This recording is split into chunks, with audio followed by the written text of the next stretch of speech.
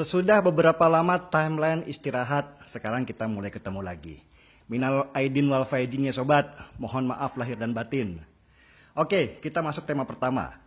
Tanpa banyak publik yang sadar, sebenarnya sejak beberapa waktu lalu ada gerakan-gerakan kecil untuk mencoba membangun persepsi menurunkan presiden. Gak tahu kenapa, mereka sepertinya gak sabar banget Jokowi memimpin sampai 2024. Mungkin karena terlalu lama dan mereka sudah karatan nunggunya. Ini bukan paranoid ya, tapi kita bisa melihat keping-keping petunjuk supaya bisa membayangkan seperti apa gambar besarnya. Keping pertama adalah saat kontroversi lockdown dan kontra lockdown waktu awal COVID-19.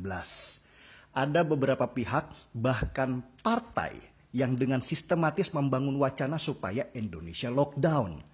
Bahkan beberapa kepala daerah yang berada dalam satu garis partai sudah melakukan lockdown duluan tanpa koordinasi dengan pusat. Ini jelas memainkan persepsi supaya pusat dianggap lemah dan tidak berwibawa.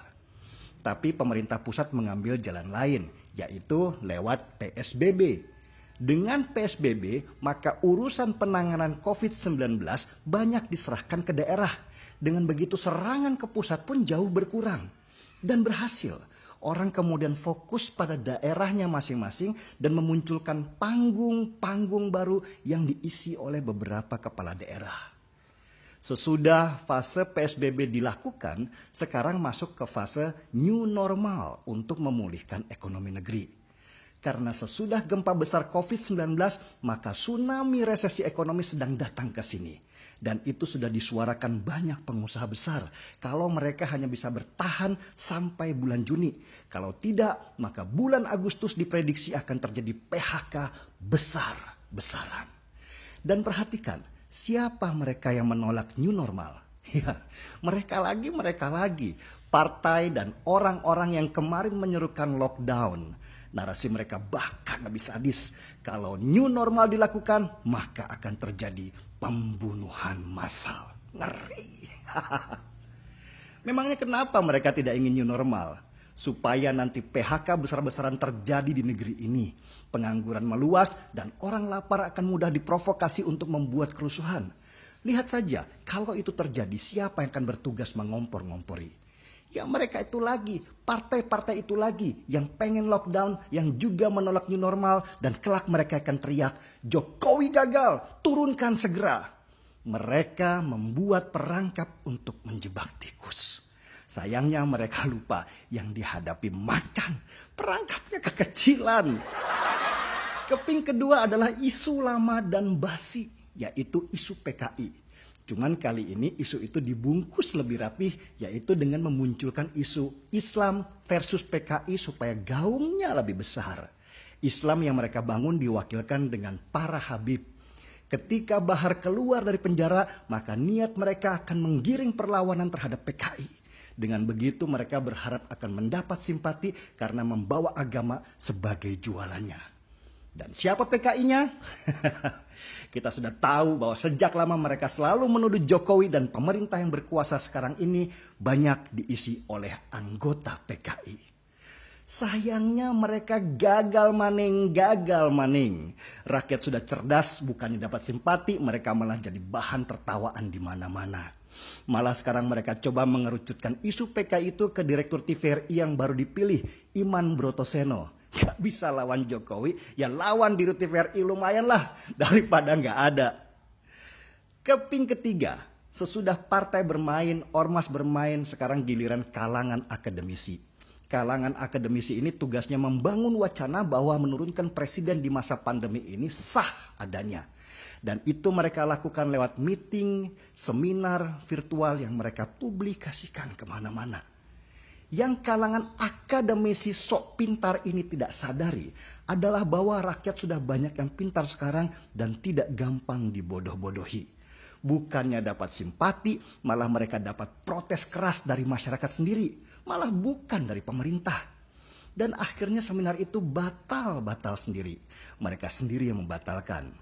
Tapi ciri khas kelompok ini, mereka selalu mencoba mengambil sisi dizolimi. Ada yang bilang pemerintah menghalangi kebebasan berpendapat lah. Bahkan ada yang mengaku-ngaku diancam dibunuhlah.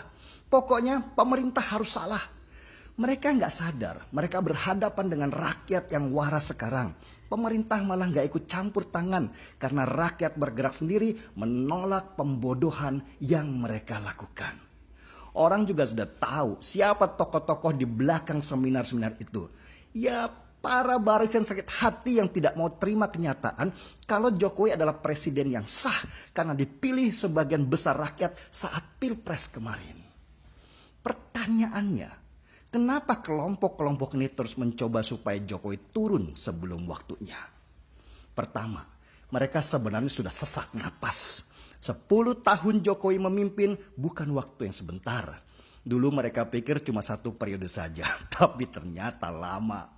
Pundi-pundi mereka sudah menipis, gerakan mereka sekarang lebih mudah dipetakan, dan mereka sudah sulit mengambil ancang-ancang. Yang kedua, di tangan Jokowi ini peta ekonomi lebih jelas arahnya. Investasi berlomba-lomba masuk, bahkan Amerika sendiri sudah mulai kesengsem sama Indonesia dan berencana memindahkan banyak pabriknya dari Cina ke Indonesia. Kalau negeri ini sibuk dengan ekonomi, perutnya kenyang, pendidikannya bagus, lalu kelak mereka harus membodohi siapa? Orang-orang bodoh untuk dikapitalisasi makin lama semakin berkurang. Semua sibuk kerja nantinya dan peserta demo nasi bungkus kelak akan menghilang. Lalu siapa yang mau beli jualan agama mereka, jualan propaganda mereka, dan jualan kemiskinan mereka? Bisa-bisa mereka yang miskin nantinya karena jualan yang selama ini jadi produk unggulan mereka sudah tidak laku. Dan mau tidak mau, seperti Ayah Naen sudah harus melepas dasternya dan kembali main organ di pesta-pesta perkawinan. Saya seruput kopi dulu ya.